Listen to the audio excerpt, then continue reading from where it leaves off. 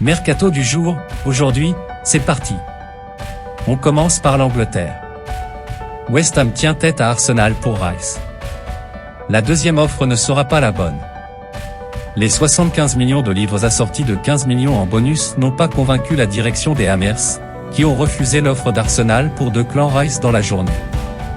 Les discussions continuent néanmoins entre les deux clubs, et les Gunners gardent la corde pour recruter le milieu de terrain. Notre avis, l'issue du transfert ne semble plus qu'être une question de montant. Naples veut blinder Osimhen. Alors qu'il est l'une des priorités du PSG pour le mercato estival, Victor Osimhen pourrait rester à Naples. Lundi soir, en conférence de presse, Aurelio De Laurentiis, le président du Napoli, s'est exprimé sur l'avenir de l'attaquant international nigérian. Cela fait longtemps que je dis qu'il doit rester. Avec Victor Osimhen, nous en avons déjà parlé avant d'organiser la fête du Scudetto à Naples. Avec lui, nous sommes d'accord sur le principe d'une prolongation de 2 ans, a déclaré le dirigeant italien qui pourrait lâcher l'ex-Lillois seulement en cas d'offre impossible à refuser. Notre avis, pour l'arracher à Naples, il faudra dépenser beaucoup d'argent. Leipzig approche Lyon pour Lukeba. Un premier contact entre l'OL et le RB Leipzig a été pris concernant Castello Lukeba, rapporte l'équipe ce mardi après-midi. Une première offre légèrement inférieure à 30 millions d'euros devrait être formulée par les Allemands.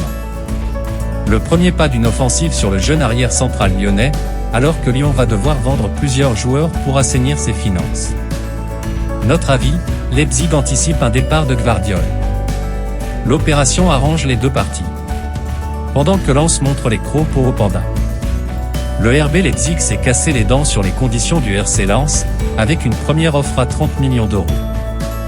Et selon RMC Sport, le statut du joueur, international belge, et sa forme sur les derniers mois poussent le club artésien à ne pas envisager de céder leur joueur à 50 millions d'euros.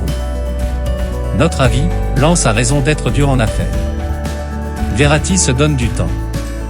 Sky Italia dévoile que l'agente de Marco Verratti, Raffaella Pimenta, a bien reçu des sollicitations provenant d'Arabie Saoudite pour l'Italien, actuellement en vacances.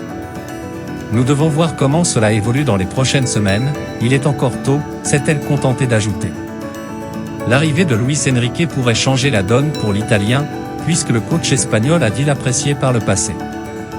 Notre avis, si Luis Enrique arrive à Paris, les chances de le voir partir cet été se réduiront. L'Étoile rouge de Belgrade s'offre Crasso. Jean-Philippe Crasso, 17 buts et 12 passes cette saison en Ligue 2, a rejoint l'Étoile rouge de Belgrade. Le désormais ancien attaquant de l'AS Saint-Étienne, libre de tout contrat, a privilégié le club serbe, déjà qualifié en Ligue des Champions, alors que l'Udinese et d'autres clubs des 5 grands championnats le pistaient. Notre avis, l'AS perd son meilleur élément offensif, le remplacer ne sera pas chose aisée.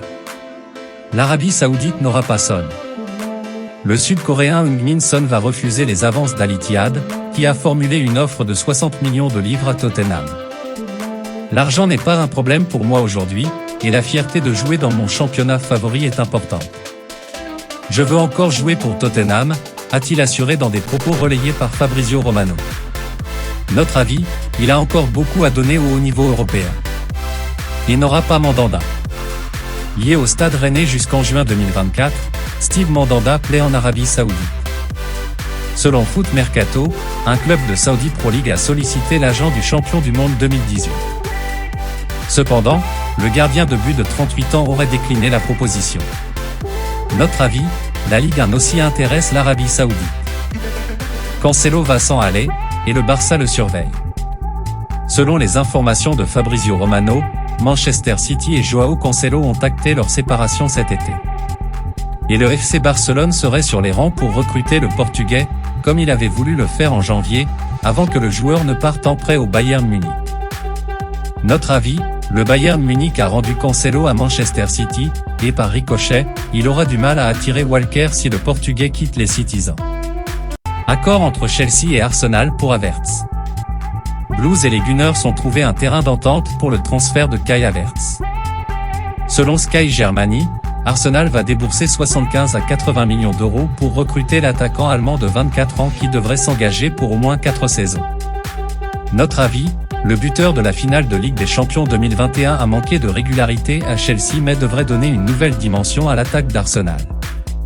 le PSG commence à discuter avec l'entourage de Kane. Lié à Tottenham jusqu'en juin 2024, Harry Kane va-t-il quitter Londres cet été?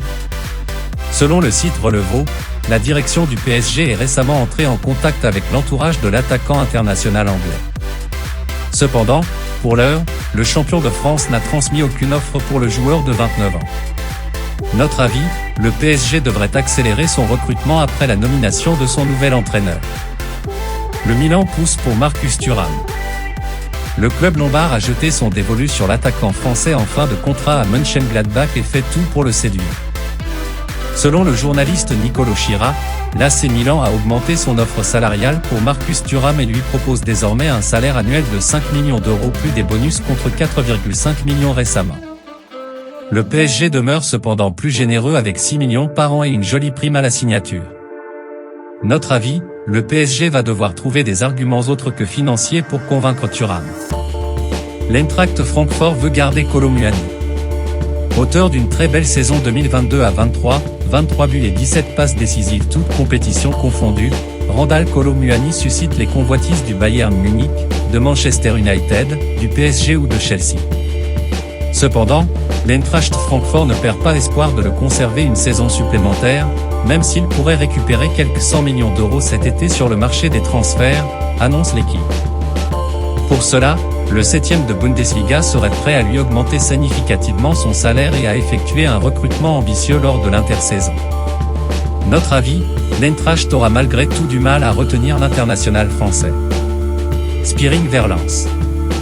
Selon les informations de Foot Mercato, Stijn Spearing, en fin de contrat avec Toulouse, aurait choisi de rejoindre Lens, malgré l'insistance du PSV Eindhoven. Le milieu de terrain défensif néerlandais de 27 ans, qui aurait été convaincu par le duo Franck-Grégory Thiel, devrait passer sa visite médicale dans les prochains jours.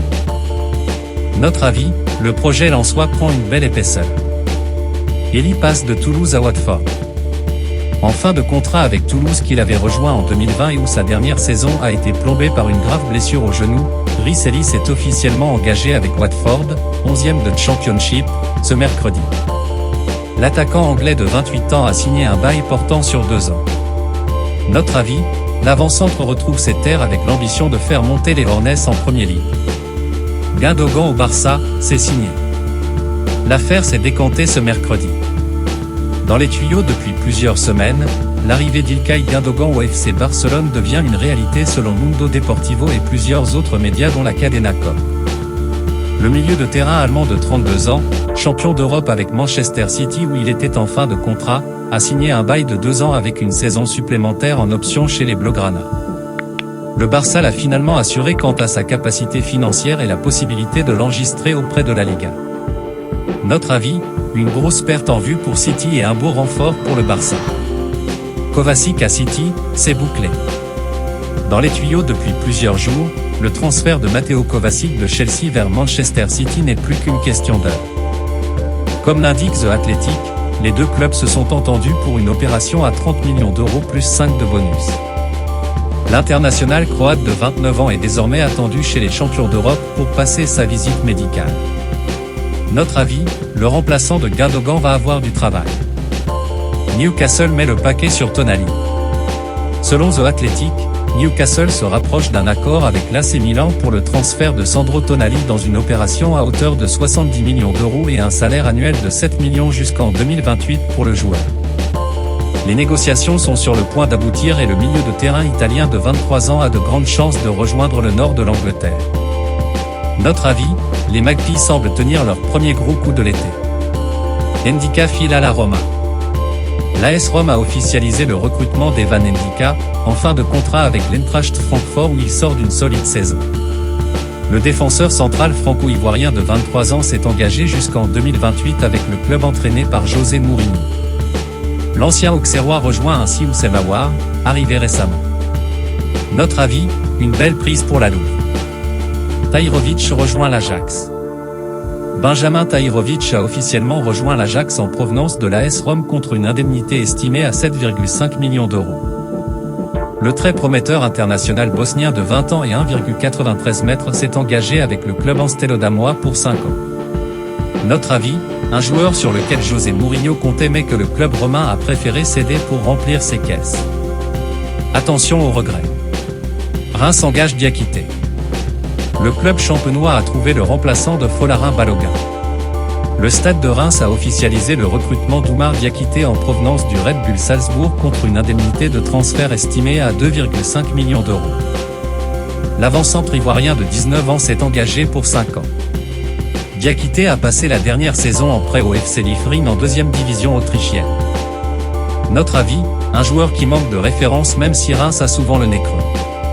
Voilà, c'est pour tout aujourd'hui, j'espère que la vidéo vous a plu, n'hésitez pas à la liker, partager et surtout vous abonner pour ne pas rater mes prochaines vidéos. Merci.